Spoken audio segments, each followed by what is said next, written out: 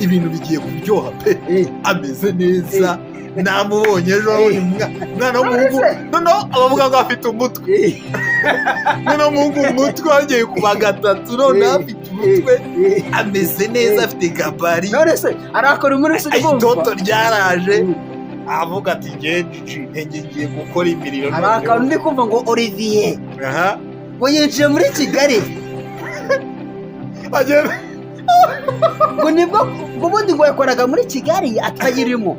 oya ni kwa akimara kuyinjira aso wowe wabanyacyonga firiye za Rulindo kavuga ngo uri muri Kigali soza umukobwa witwaye wese ubu nibwo yinjiye aho biri Kigali proje yakoraga nibwo bwa mbere yarenga ariya Nyabugogo azamuka mu mujyi agiye afatiye ubako kantu umuntu akoraga none agasha yambwiye ati umusore wanjye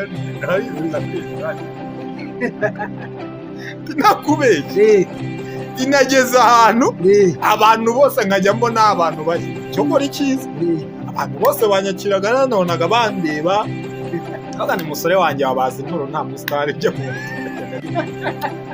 ati byageze saa moya nkajya ngira ngo ni saa moya za mu gitondo ziwacu muri ya mibyuka Nyacyonga bari gucaho kaburimbo soza umuntu wese wari Nyacyonga iyo kaburimbo muzayisigasire niyo umusaza yabahaye ibyo Olivier Kagame kimukuye aho ngaho kigahita kimuzana mu mujyi ni ugukora proje zikomeye cyane n'abandi basore ariko makuru ufite ngo harimo umusore basenye purake ngo yapfuye ni gute umuntu apfa ka porodingi baba uvuga bw'abariya Olivier nawe nubu